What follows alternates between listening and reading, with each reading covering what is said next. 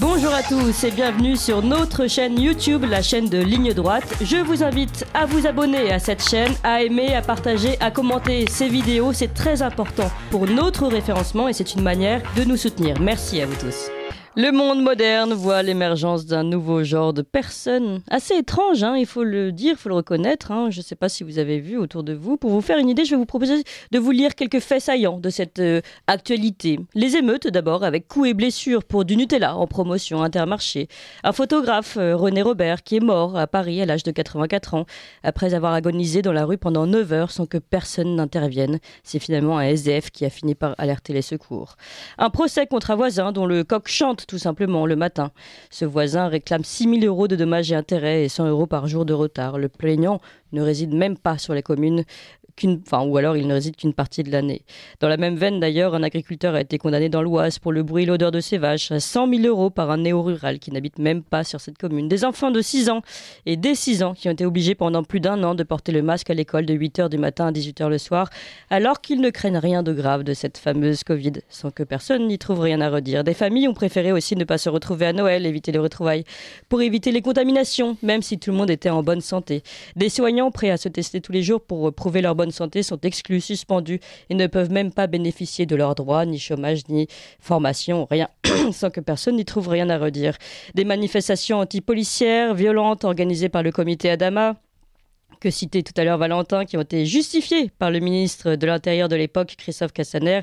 L'émotion mondiale qui est saine sur ce sujet dépasse au fond les règles juridiques qui s'appliquent. Voilà, un ministre de l'Intérieur qui justifie des manifestations anti-policières. Les grandes entreprises de la Silicon Valley qui proposent le luxe, aux femmes un luxe, de congeler leurs ovocytes afin de pouvoir procréer plus tard quand elles auront fini leur carrière. Voilà un phénomène qui prend de l'ampleur selon The Economist. Et puis pour finir, parce qu'on va s'arrêter là, les églises se vident mais les cours de yoga se remplissent. La pratique du yoga a triplé en 10 ans. En France, on est passé de 3 à 10 millions de personnes qui ont pratiqué le yoga. Voilà. Eh bien, donc une liste non exhaustive qui n'est que la démonstration d'un bouleversement civilisationnel que l'on peut sans doute nommer néolibéralisme. Alors comment en sommes-nous arrivés là ? Et vers quelle forme d'humanité nous dirigeons-nous aujourd'hui et comment s'en sortir si nous n'acceptons pas cette nouvelle voie prise par notre monde occidental? C'est un peu la vaste question que nous ouvrons aujourd'hui avec Pierre-Yves Rougeron. Bonjour. Bonjour.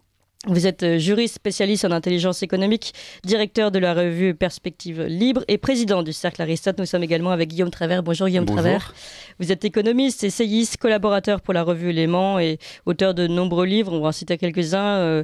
Économie médiévale et société féodale, la nouvelle librairie. Capitalisme moderne et société de marché, la nouvelle librairie. Et société de surveillance ultime du libéralisme, la nouvelle librairie. Guillaume Travers est un homme fidèle. Alors, je vais me tourner vers Pierre-Yves Rougeron peut-être pour commencer cette table ronde sur le néolibéralisme et la forme d'humanité qu'il crée ou de déshumanisation. Alors, pour bien me faire comprendre sur un sujet qui est un peu vaste, je vais utiliser une référence qui n'est pas nécessairement et pas encore, nous essayons de le faire traduire, connu de tous, mais qui est pour moi un penseur important, qui est Daniel Mahoney. Et Daniel Mahoney est un straussien, donc un élève direct de Léo Strauss, et il avait écrit un ouvrage qui, à mon sens, est formidable et qui, à mon avis, résume tout. Je vais éviter l'anglicisme, nous sommes sur Radio Courtoisie. Oui. Traduit, ça donnerait les fondements conservateurs du fait libéral. Or, pourquoi ? Parce que, alors, conservateur, à prendre dans le sens profond, c'est-à-dire dans le sens anglo-saxon, pas dans le sens que les Français donnent trop facilement à ce terme-là. En réalité, tout ce qui a fait l'épopée libérale sur 2 siècles repose sur une anthropologie non libérale qui, elle, date de millénaires précédents. Or, le problème, quand vous jouez sur une anthropologie qui n'est pas la vôtre, c'est comme quand vous avez une main qui n'est pas la vôtre au poker. Vous avez tendance à prendre des risques, ou c'est quand vous faites la guerre avec la peau des autres, on sait ce que ça fait en ce moment. Et aujourd'hui, malheureusement, on a touché l'os. On a touché l'os, pour moi, à partir de la fin des années 70. C'est-à-dire qu'on a attaqué les fondements anthropologiques de l'être humain, on est en train de faire ce que un auteur très drôle que je recommande à nos auditeurs, qui était Sachs, qui avait écrit un ouvrage qui s'appelait prendre la tête de sa femme pour un carton à chapeau, qui était le grand psychanalyste du film L'Éveil, si vous vous rappelez, avec Robin Williams et d'autres. Il avait créé le concept d'individu jungien, c'est-à-dire des gens sans attache, sans mémoire autre que mémoire immédiate, qui ne sont que ruses. Alors, c'est un ouvrage très ancien, enfin dans les années 80. On peut peut-être reprendre aujourd'hui le clivage de Goodhart, par exemple, à ce sujet. Tout à fait. Anywhere, et qui n'ont aucune accroche. Tout le monde avait dit, oui, mais quand même, Monsieur Valouin. Et aujourd'hui, regardez, tous les grands génies que sont les Melman et surtout les Denis Robert Dufourme, nous y sommes. C'est-à-dire des individus qui n'ont plus d'ego et qui n'ont plus de jeu, au fond, qui ne sont que ruse et adaptabilité, et qui deviennent la patte humaine d'un système de production qui, d'ailleurs, pour certains et pour la plupart, ne s'emporte, il faut que nous l'admettions, pas si mal. C'est-à-dire que, si vous voulez, l'humanité d'avant ne les intéresse pas, et ça c'est terrible et pour ne les nous. fait pas souffrir. Et ça ne les fait pas souffrir, et leur rapport à l'autre est un rapport que j'appellerais de projection solipsiste. C'est-à-dire que l'altérité est une projection de leur esprit, point. Et à ce niveau-là, une France gouvernée par Emmanuel Macron, c'est ce que c'est, vu que c'est à peu près le rapport qu'il a aux autres. En réalité, d'un côté, c'est un type d'individu de l'avenir. Je me tourne vers Guillaume Travers. Guillaume Travers, peut-être pour d'abord votre introduction sur cette forme de néolibéralisme. Est-ce que vous voyez le même clivage, la même forme de nouvel homme ? Alors tout à fait, je crois qu'effectivement c'est important de dire qu'à l'origine, le libéralisme, c'est une révolution anthropologique. C'est-à-dire que la manière dont on a pensé l'homme depuis le début de la pensée, depuis au moins l'Antiquité, était un homme qui était toujours un homme politique, communautaire, enraciné, défini par ses appartenances familiales, à une lignée, à une communauté. Et la grande idée libérale, la seule grande idée libérale, en fait, c'est dire non. Toutes les appartenances à une nation, à un sexe, à une famille sont purement secondaires, purement aléatoires. Et tout ça doit être complètement mis de côté et négligé au profit, c'est le grand rêve libéral, de l'affirmation, de l'auto-affirmation de l'individu qui pourrait s'autodéterminer sur la base de son esprit, de sa raison, etc. Donc il y a cette révolution anthropologique dont les libéraux n'ont vu, entre guillemets, qu'un versant très positif, comme une auto-affirmation positive. En fait, la réalité est bien différente. D'abord, finalement, on revient au self-made man de l'époque. Alors, c'est effectivement la grande figure effectivement de l'époque. Et ceci dit, effectivement, on a à la fois, en voulant dépouiller l'homme plutôt que de l'enrichir, d'enrichir une individualité, on a fait l'être le plus appauvri qui soit, dépouillé de tout ce qui l'enrichissait, le particularisait. Et ce que disait Pierre-Yves Rougeron, je crois, est vraiment très juste. Alors j'aurais dit la même chose avec un auteur différent qui était Karl Polanyi, qui avait très bien montré que le libéralisme, notamment au 19e, n'a pu se développer que parce qu'il y avait des structures non libérales, des églises, des familles, l'État-providence pour offrir un amortisseur quelconque. Et pour conclure, avant la petite pause d'info, je crois qu'il y a une analogie que je voudrais faire qui me paraît très importante. On nous parle beaucoup aujourd'hui de renouvellement des ressources et on nous dit que le libéralisme ne s'est pas soucié de l'épuisement des ressources énergétiques ou naturelles rares, mais il ne s'est pas non plus soucié du renouvellement des ressources spirituelles et des ressources presque anthropologiques, à tel point qu'aujourd'hui, effectivement, on ne pense même plus le renouvellement des générations, la question de la fécondité ou de la fertilité n'est plus du tout un sujet, et la question des conditions dans lesquelles l'homme peut encore exister spirituellement, identitairement, intellectuellement, en termes de sens, etc., n'est plus du tout posé. Donc je crois que ce renouvellement des ressources, on doit le poser sur tous les plans. D'accord. On continue de toute façon avec vous deux, Guillaume Travers et Pierre-Yves Rougeron. Et nous retrouvons notre table ronde sur le néolibéralisme, responsable certainement d'un nouvel homme et peut-être d'une forme de déshumanisation. On en parle avec nos deux invités, Pierre-Yves Rougeron et Guillaume Travers. Ligne droite, le témoin a dit la vérité, il doit être exécuté. la table ronde. Pierre-Yves Rougeron, chroniqueur, juriste, spécialiste en intelligence économique, directeur de la revue Perspective Libre, président du Cercle Aristote, et Guillaume Travers, économiste, essayiste et collaborateur pour la revue Éléments. Je citerai vos livres tout à l'heure. Je vais me tourner vers Guillaume Travers, puisque vous commenciez à parler de ce libéralisme et finalement d'une forme de paradoxe au XIXe siècle, du fait qu'il n'a pu se développer qu'en partant des institutions qui existaient déjà et pour lesquelles le libéralisme voulait faire tabula rasa. Et finalement, on revient toujours peut-être à ce paradoxe du libéralisme qui veut que, comme aujourd'hui, alors je ne sais plus quel est l'auteur qui parle d'hommes des pirogues et d'hommes des forêts, où finalement il y a cette grande distinction, donc les hommes des pirogues, ceux qui ne sont attachés à rien, qui peuvent passer d'un pays à l'autre, et ceux des forêts qui restent dans leur forêt. Mais les hommes des pirogues, pour vivre, ont besoin des hommes des forêts qui vont... C'est une expression mélanésienne que Charles Gave utilise beaucoup. Oui, voilà, exactement. Donc, ils ont besoin des hommes des forêts, ils ont besoin de ces forêts. Donc finalement, il y a une forme d'interdépendance. Alors je crois qu'effectivement, le grand drame de la modernité, si vous voulez, ça vient du rationalisme cartésien du XVIIe, puis évidemment du XVIIIe, qui est de dire qu'en fait, tout doit être justifiable par la raison, par une preuve presque mathématique. Et en fait, ce qui s'est passé, c'était le grand ennemi du libéralisme à ses origines, c'est tout ce qui relève de la tradition, de la coutume, de l'oralité, et qui n'est pas justifiable de manière purement cartésienne, rationnelle. Et donc, on a attaqué la famille, parce qu'après tout, pourquoi la famille ?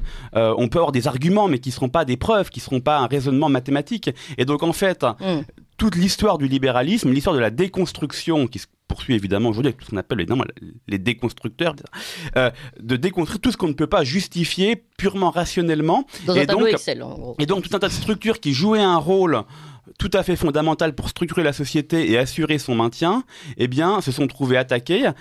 Et effectivement, le libéralisme n'a pas vu que, eh bien, pour que y ait des marchés qui puissent se faire, eh bien, il fallait un certain niveau d'honnêteté personnelle des commerçants que pendant des années ils ont eu, non pas parce que le libéralisme leur inculquait l'honnêteté et la confiance, mais parce que justement il y avait d'autres structures sociales qui promouvaient ces valeurs-là sur le temps long. Et je crois qu'aujourd'hui, on est effectivement au point de rupture où pendant très longtemps des structures non libérales ont duré à côté du libéralisme et où aujourd'hui leur degré de dissolution est tout à fait extrême et ne subsistent effectivement que des individus très déboussolés, préoccupés uniquement de problèmes techniques. Par exemple, vous citiez la congélation de vos sites, on réduit la fertilité à un problème purement technique. Au moment, par ailleurs, où il y a un très grand ouvrage publié il y a quelques mois aux États-Unis par une biologiste, Shanna Swan, qui montre que la fertilité s'effondre chez les hommes comme chez les femmes et les problèmes gynécologiques, obstétriques sont en explosion absolument considérable, eh bien, les conditions même de reproduction de la société s'effondrent et les seuls éléments qui subsistent de lien social, vous citiez le yoga, c'est très intéressant. Il y a Oswald Spengler qui avait écrit Le déclin de l'Occident il y a un siècle, parlait de religiosité seconde. Et je crois que le terme est très fort. Il dit c'est plus de la religion, c'est des formes complètement dévoyées de spiritualité, de religiosité qui se substituent à aux formes classiques de religiosité. Et effectivement, l'homme aujourd'hui se débat là-dedans dans une espèce de quête qui ne trouve malheureusement aujourd'hui encore peu de solutions. Alors, un certain homme se débat là-dedans et ressent un malaise. Je pense que c'est le cas peut-être de nous trois ici, de nos auditeurs. Mais comme le soulignait tout à l'heure Pierre Rougeron, il y a une classe de la société qui s'en porte très bien. Et c'est aussi ce qui pose problème, c'est qu'aujourd'hui, c'est celle qui dirige, qui vote. Et c'est toute la question aussi qui se pose de comment on peut faire en sorte que ceux qui ressentent le malaise aujourd'hui puissent avoir un effet sur notre politique. Alors, je vais essayer de ne pas paraître trop dur, mais le souci, c'est que objectivement, si nous analysons froidement les données que nous avons, à un moment, on va arriver à ce que dans le temps on appellerait des convergences des convergences de problèmes. Non, pas uniquement, surtout des convergences de ce que j'appellerais des convergences d'horloges. C'est-à-dire qu'on va avoir des horloges qui vont sonner en même temps. On va avoir des horloges énergétiques, des horloges démographiques, des horloges sécuritaires, des horloges migratoires qui vont sonner en même temps.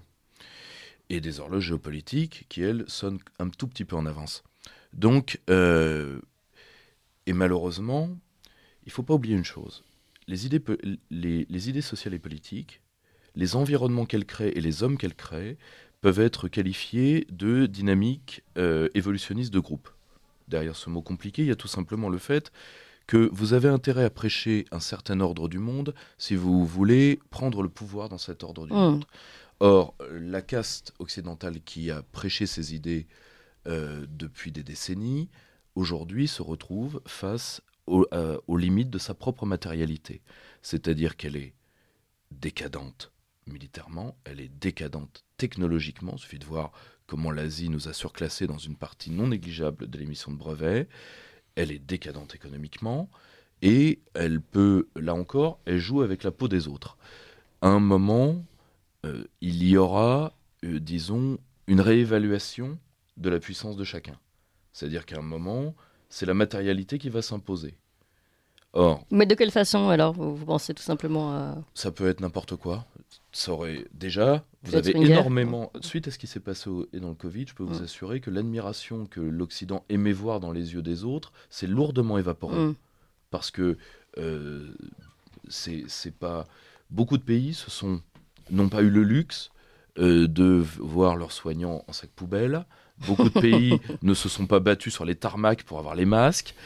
Et beaucoup de pays n'ont pas eu une espèce de police, comme il y a des polices islamiques, de police des boomers pour les masques dans les transports. Beaucoup de pays n'ont pas voulu participer à cette joyeuseté.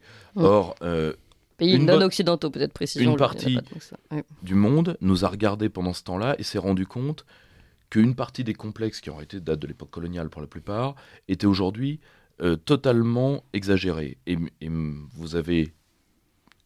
Et c'est pour ça que 82% de la population mondiale regarde ce qui se passe en Ukraine avec des yeux de chimène, que les mêmes regarderont ce qui se passera à Taïwan demain, et qu'à un moment, et c'est terrible, c'est que si on veut que l'Occident réfléchisse sur lui-même, il faut que sa dynamique impériale soit, et aujourd'hui une dynamique impériale qui est non plus d'exporter une puissance, on n'a plus de puissance, mais d'exporter un type d'homme.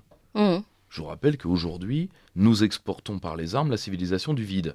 Bon, eh bien, aujourd'hui, nos armes ont faibli pour une raison. Vous parliez de structures non libérales qui soutenaient. Eh bien, le fait de mourir à la guerre est une structure non libérale par excellence. Eh bien, maintenant, c'est fini.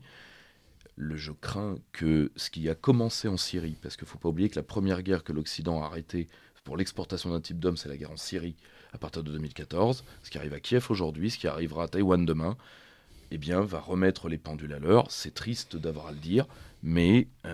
Oui, mais ça remet les pendules à l'heure si quelqu'un ouvre les yeux, si le peuple ouvre les yeux. Pour le moment, je n'ai pas l'impression que ce soit le cas. Alors, mais attention, quand je dis remettre les pendules à l'heure, je dis que le fait d'exporter l'homme soja va s'arrêter. Ensuite, et ça c'est une question que des spécialistes d'ingénierie sociale pourraient répondre plus savamment, mais c'est un point intéressant, jusqu'où un système peut proposer et peut persuader une population de se laisser mourir. C'est une expérience sociale à grande échelle. Est-ce qu'on n'a pas tué l'envie de vivre d'une partie non négligeable des populations occidentales ? Je crains qu'on ait la réponse à disons, à un temps intermédiaire. Vous parlez de tuer l'envie de vivre, alors je vais réagir parce qu'il y a aussi, il n'y a jamais eu autant de suicides d'enfants, il n'y a jamais eu autant de médicaments pour accompagner le malaise, de psychotropes. Guillaume Travers, on a parlé de cette caste, on va dire, de personnes qui se sentent bien dans ce nouveau monde néolibéral. Il y a aussi tous ceux qui emportent le malaise aujourd'hui. Vous pensez aussi qu'il va y avoir peut-être une convergence des horloges qui va nous forcer à affronter la réalité ou qu'il faut faire autrement ? Alors j'y crois évidemment beaucoup. Sur les aspects psychologiques et notamment le suicide, c'est très intéressant. Peut-être le premier grand livre de sociologie c'est le livre de Durkheim sur le suicide précisément. Et Durkheim, à la fin du 19e, dit quoi ? Dit en fait la modernité individualiste s'accompagne d'un immense malaise, d'une immense perte de sens.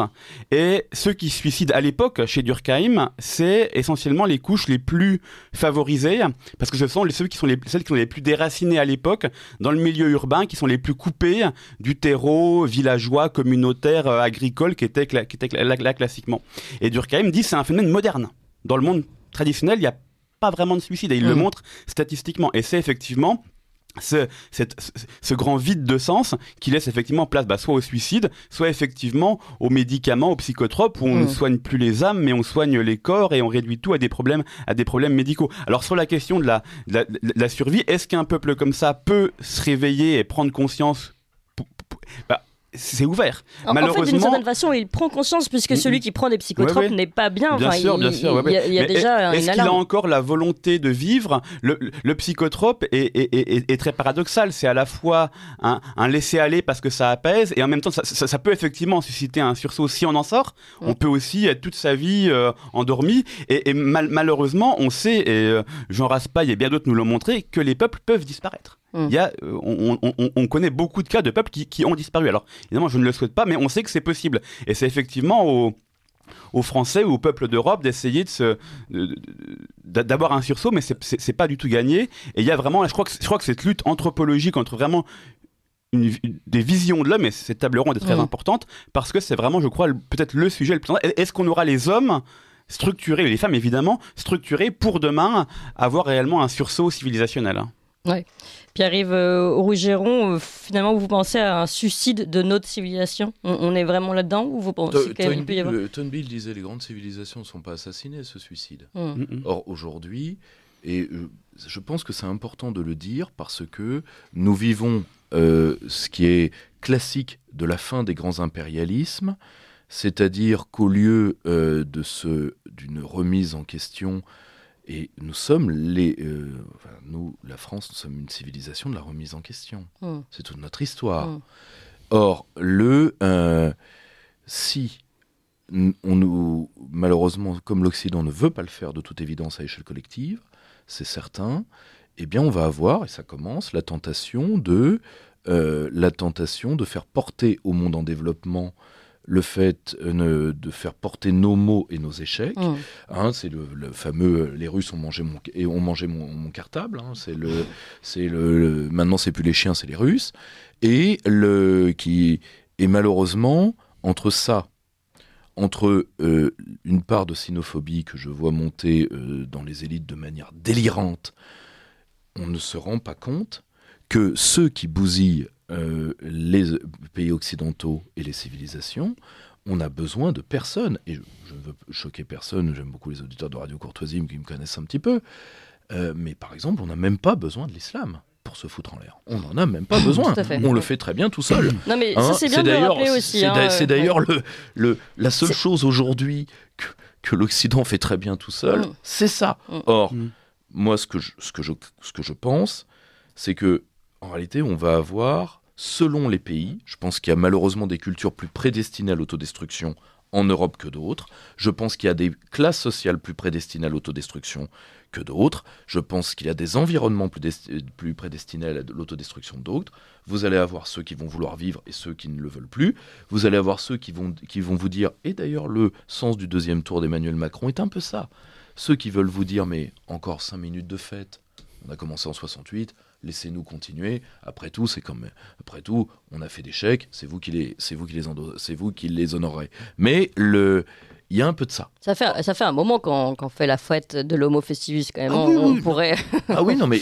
pourrait tourner la page. Bah oui, non mais ça, vous inquiétez pas, ils vont tourner la page. Le problème, c'est que vous êtes sur le versant de la page qui va recevoir la page fermée. Donc là encore, et c'est là où je voudrais faire 2 mises au point, si vous me laissez 2 minutes, mises au point méthodologiques.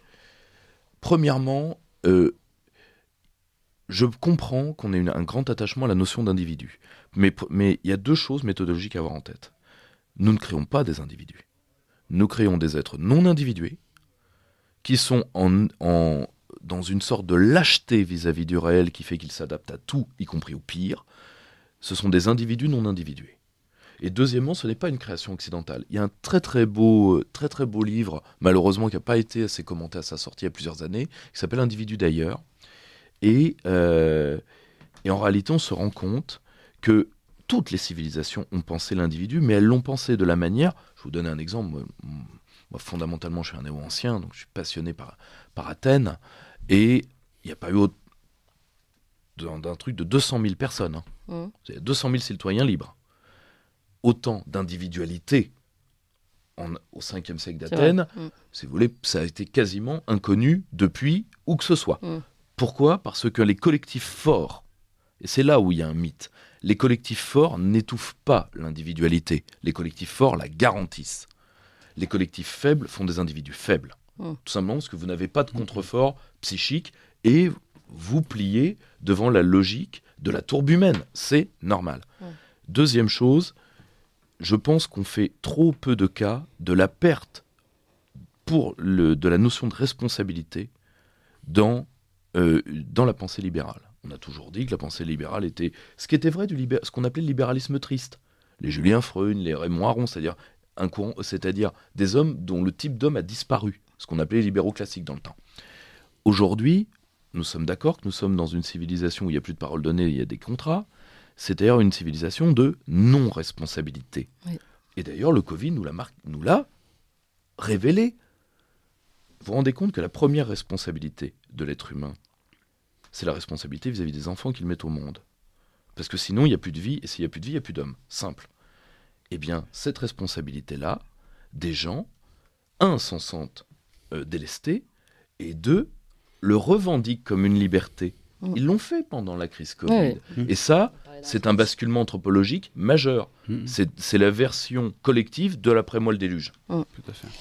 Guillaume Travers, en fait, je voudrais revenir plus généralement sur cet appel du vide dont a parlé Pierre-Yves Rougeron, enfin de la faiblesse et du vide. Et je trouve qu'en effet, c'est très important de rappeler que l'islam n'a pas besoin de nous nous n'avons pas besoin de l'islam pour nous détruire, puisque finalement, c'est notre vide et notre faiblesse qui nous détruit nous-mêmes.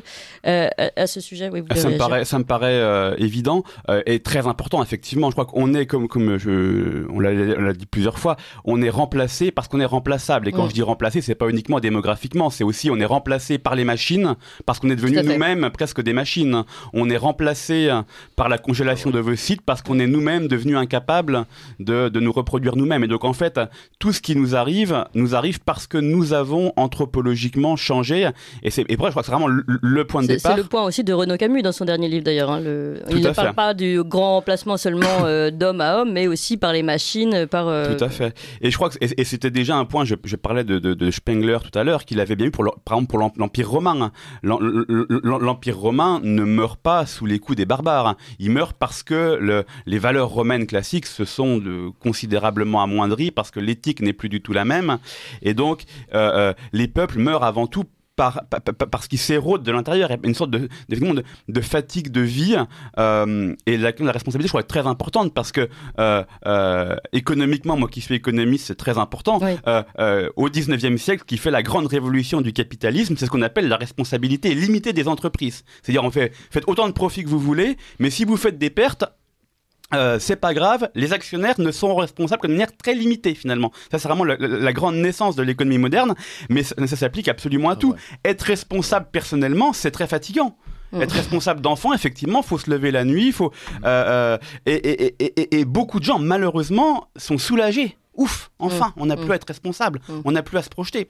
Quand on s'intéresse un peu à l'histoire longue des civilisations, on retrouve souvent cette idée qu'un des facteurs centraux dans l'essor des premières civilisations depuis le monde des chasseurs-cueilleurs, si vous voulez, c'est le rapport au temps.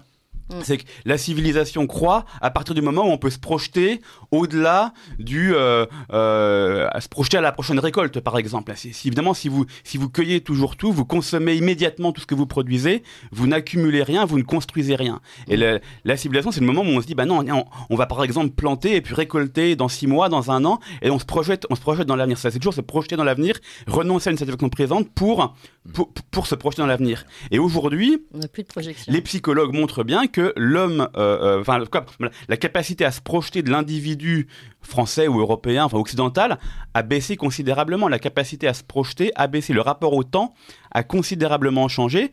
Avant, on se projetait sur des générations. Maintenant, on a même du mal à se projeter à l'échelle de sa propre vie et on vit dans une sorte d'instant permanent. Et je crois que ce rapport-là est très, très symptomatique et c'est vraiment le cœur du cœur de l'individu consommateur libéral. Guillaume Travers, encore une question, parce que vous l'avez rappelé, vous êtes économiste. Quel est le modèle, pour un économiste aujourd'hui, quel est le modèle économique qu'il faut développer alors ? Alors, la réponse que je vous donnerai sera évidemment pas celle de la majorité des économistes. Moi, je crois beaucoup à des modèles d'économie beaucoup plus enracinés, beaucoup plus communautaires. J'ai écrit par le passé sur l'économie médiévale et sur les corporations, non pas parce que je crois qu'on va un retour à ce modèle-là, chaque modèle a fait son temps, mais que les idées qui les inspirent sont très importantes. On a vraiment un modèle où tout est pensé, non pas du point de vue de l'échangeabilité de tout et n'importe quoi au niveau mondial. Encore cette idée que tout est interchangeable, donc tout est remplaçable. Si tout est interchangeable, c'est le grand thème finalement sous-jacent au libre-échange, pour dire, eh bien non, à chaque terre, à chaque peuple correspondent des valeurs particulières, des modèles particuliers, des modes de vie particuliers. Il n'y a pas classiquement une agriculture, il y a autant d'agriculture qu'il y a de territoires et de terreaux, il y a autant de modèles économiques qu'il y a presque de peuples et de communautés et de provinces, etc. Et donc je crois qu'il faut... et l'histoire, heureusement, nous donne beaucoup d'exemples de la manière dont ce genre de choses peut se déployer. Mais finalement, pardon, je vais peut-être vous faire hurler la question niveau bac à sable en économie, mais est-ce que ça peut être une forme de libéralisme, mais segmenté, avec frontières en fait. Alors, non, c'est très intéressant. Un thème qui, je crois, est fondamental dans toutes les sociétés traditionnelles, en fait pré-modernes, pré-capitalistes, si on veut, pré-libérales, il y a toujours une distinction très forte qui est faite entre le domaine proche et le domaine lointain. Et l'idée que au sein d'une communauté, au sein d'un peuple, on fait des choses qu'on ne peut pas, pour tout un tas de raisons, faire avec l'étranger. Et par exemple, si on est membre de la même communauté, on pourra par exemple avoir tout un contrat qui seront simplement oraux, qui ne requerront pas un droit écrit, qui ne requerront pas tout un formalisme juridique, etc. Et que par contre, si on va échanger avec le bout du monde, eh bien c'est là où il faudra des contrats écrits, un droit différent, un droit qui sera forcément beaucoup plus individualiste parce qu'on aura moins d'intérêts en commun. Et donc le grand processus libéral, et c'est pour ça que le libéralisme naît de ce débat en grande partie aussi sur le libre-échange, c'est le brouillage de cette frontière entre le domaine proche et le domaine lointain. Et donc effectivement, dire qu'on veut des protections extérieures ou rétablir certains types de frontières ne veut pas dire qu'on renonce complètement à des formes de liberté intérieure, évidemment. Bien au contraire. D'accord. Pierre-Yves Rougeron, vous voulez réagir sur ce point de vue économique de... Moi, c'est surtout la destruction de la notion de modèle. Pour moi, là, c'est l'un des faits les plus importants. Parce que ce qui nous a, je pense, énormément appauvri dans le rapport que nous avons au monde, c'est de ne pas se rendre compte que nous avons imposé, nous avons normé, et là pour le coup, un homme comme Huntington l'avait bien compris, il y a une différence entre occidentalisation et modernisation. La modernisation a été utilisée par beaucoup de peuples juste pour ne pas vivre sous notre coupe. Or, ils ont, à partir de là, et la Chine est un excellent exemple, mais de toute façon, tout ce qui est le développement asiatique, japonais, coréen et autres, sont des excellents exemples de ce point de vue-là. Le monde va créer des modèles, maintenant qu'il nous a échappé, et c'est ça qui va être passionnant à voir, c'est la réappropriation nationale des anciens modèles et des anciennes manières de faire de l'économie, de faire de la stratégie, etc. C'est pour ça que la multipolarité sera passionnante. Tout ce que j'espère, c'est que nous n'allons pas nous agripper à un monde qui va mourir parce qu'il a les échos de notre ancienne grandeur, et qu'on va accepter le fait que, bien demain, on étudiera la manière de faire de tas de pays, et ce sera beaucoup mieux comme ça. Mais pardon, quand vous parlez de multipolarité, là vous parlez bien au niveau international, c'est-à-dire entre les pays, pas régional. Parce que le retour de l'altérité, aujourd'hui, la disparition de l'altérité est une catastrophe. C'est-à-dire qu'on recherche chez l'autre la même dégénérescence que nous portons en nous. Oui, c'est d'ailleurs le seul rapport que l'Occident a à l'autre. C'est-à-dire, es-tu aussi dégénéré que moi ? On entend les mêmes musiques. Et si tu ne l'es pas, eh bien, tu es controversé, nauséabond, je vous le passe, vous les connaissez tous. Donc, elle n'est pas fraîche la salade, mais elle est, si vous voulez, mais on ne se rend pas compte que c'est une manière d'éloigner l'altérité de l'autre. C'est-à-dire, non, moi j'ai la religion de l'autre, donc l'autre je sais qu'il est, et l'autre fera là où je lui dirai de faire, comme Chirac faisait des chiens. Donc, je pense que l'altérité radicale est quelque chose qui est nécessaire pour qu'enfin nous voudrions redevenir quelqu'un. Parce que pour l'instant, nous sommes dans une pensée qui dit mais le monde est un, coup de bol, c'est nous qui le définissons. Non, ça c'est fini, ce temps-là est fini, et je pense que quelqu'un doit nous dire, et d'un côté c'est le message, pour l'instant, et c'est un message encore pacifique, des pays en développement, qui est de dire maintenant, nous avons essayé, c'est le discours de Munich, de Poutine, etc., nous avons essayé de faire un monde commun avec vous, vous ne voulez pas. Donc maintenant, on va faire un développement séparé. La prochaine étape, c'est la confrontation. On a Donc, vu les BRICS, d'ailleurs, qui ont refusé de s'aligner sur l'OTAN. Et je pense que l'altérité radicale doit être vue comme une chance. Et si l'Occident loupe cette chance, ce sera peut-être la dernière, oui. Parce que c'est possible. Alors, Guillaume Travers, je voudrais vous faire réagir là-dessus. On parle, Pierre-Yves Rigeron a parlé de multipolarité. Je voudrais qu'on continue sur cette notion de multipolarité, mais peut-être aussi au sein du pays français. C'est-à-dire qu'on voit aussi des identités régionales reprendre force. Donc c'est une autre forme d'altérité. Comme si ceux qui étaient en recherche d'identité la retrouvent maintenant dans ces identités régionales notamment. Tout à fait. Alors je crois qu'effectivement ce dont l'idéologie libérale a le plus peur, c'est qu'effectivement l'homme ne soit pas le même partout. Parce qu'évidemment le grand postulat de départ, c'est que nous ne sommes que des individus abstraits qui sommes les mêmes absolument partout, et qu'il y a rien et que tout ce qui nous particularise est secondaire.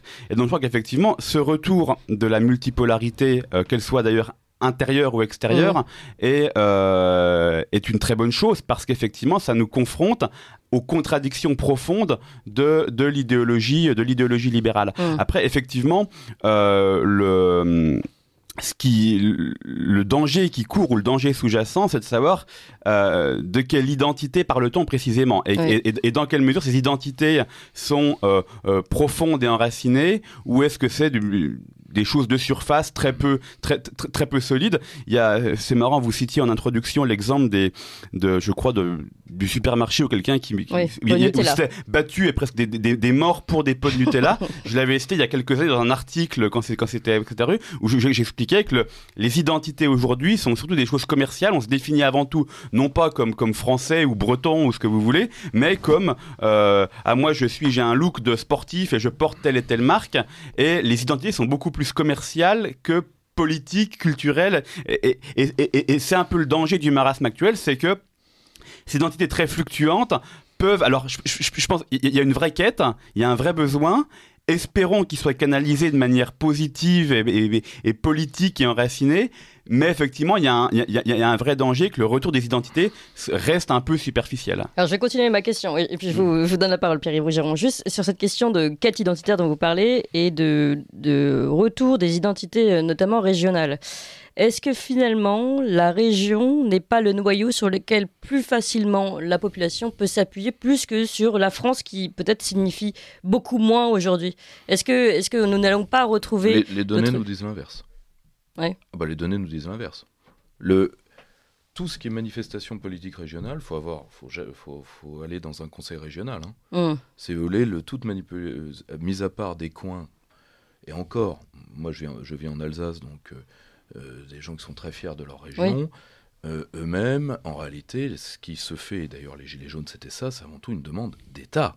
Enfin, la région n'est pas vue sauf par certains milieux. Mais ce que je veux dire, c'est que la culture qui continue de perdurer aujourd'hui, les cultures, moi j'habite notamment au Pays Basque, la culture basque à la sortie de l'église, tout le monde danse ensemble et fait le pas de danse sur la danse folklorique. Ces cultures-là sont encore enracinées dans certaines régions, et c'est ces régions qui les ont. Ça, personne ne le nie. Le problème, c'est qu'à un moment, c'est pas si vous voulez. Le problème de l'identité seule, c'est que l'identité, c'est digérable. Parce que c'est pas automoteur. C'est une force de défense. On prépare 2 numéros là-dessus pour Perspective Libre. C'est une force avant tout de défense de l'individu.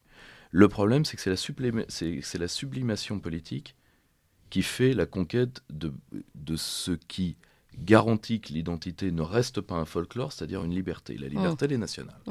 Or, le problème, c'est qu'aujourd'hui, et d'ailleurs, il y a enfin a été traduit l'ouvrage Les Globalistes. On a demandé sa traduction depuis des années, on n'avait pas trouvé d'éditeur, qui est paru au Seuil.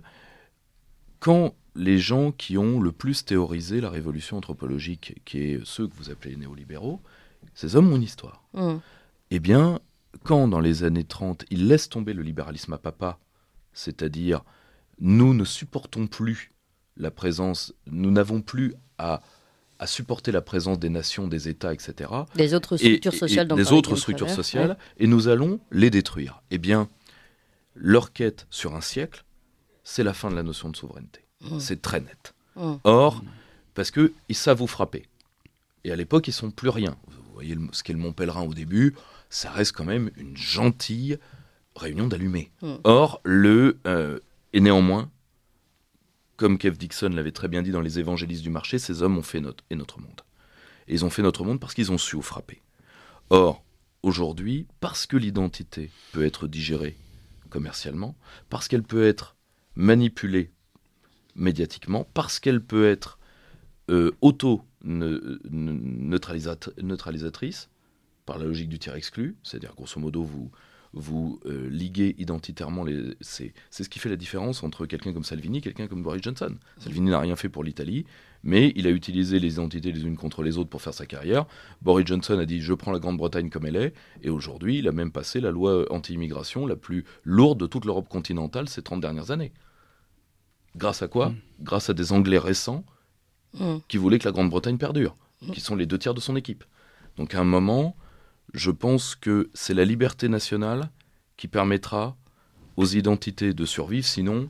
Alors, oui, il y a encore un peu d'espoir en vous écoutant, malgré tout, Pierre-Yves Rougeron. Moi, je suis père de famille, donc si vous voulez, le désespoir est quelque chose qui est un interdit, luxe. Déjà. Non, le désespoir est un luxe pour moi. Guillaume Travers, le mot de la fin, et peut-être avec une petite note d'espoir, si possible, pour cette table ronde. Oui, alors moi je crois qu'il y a effectivement, je pense qu'il y a différents. Je pense toujours l'identité non pas comme quelque chose d'unique, mais plutôt comme un cercle d'appartenance concentrique. Et le fait d'être breton ou basque et de participer à certaines pratiques culturelles n'exclut pas évidemment l'appartenance à la France. Et je crois qu'effectivement la bonne question qui doit nous animer, outre les questions anthropologiques, c'est à quelle souveraineté, à quel niveau ? Et effectivement, j'ai un immense attachement pour les identités régionales, mais la taille de beaucoup d'enjeux aujourd'hui est beaucoup trop importante si vous voulez lutter contre les GAFA ou contre... Mais en fait, ma question, c'était juste, est-ce que l'espoir est-ce que l'enracinement ne perdure pas seulement dans ces identités régionales pour le moment ? Alors, il a très longtemps perduré. Todd, je crois, montrait encore dans le début des années 80 que, par exemple, même les modèles de famille restaient différents entre le nord et le sud de la France. Et dans son dernier livre, il nous dit malheureusement, même ça s'effondre aussi un peu. Il semblerait que même que les 40 dernières années ou 50 dernières années, même de ce point de vue-là, des choses qui étaient restées, même au sein de la France, qui est quand même centralisée depuis quand même bien longtemps, restaient présentes. Et malheureusement, aujourd'hui, alors il y a des manifestations. Même que dans le nord, on cuisine à l'huile d'olive maintenant. C'est pour vous dire.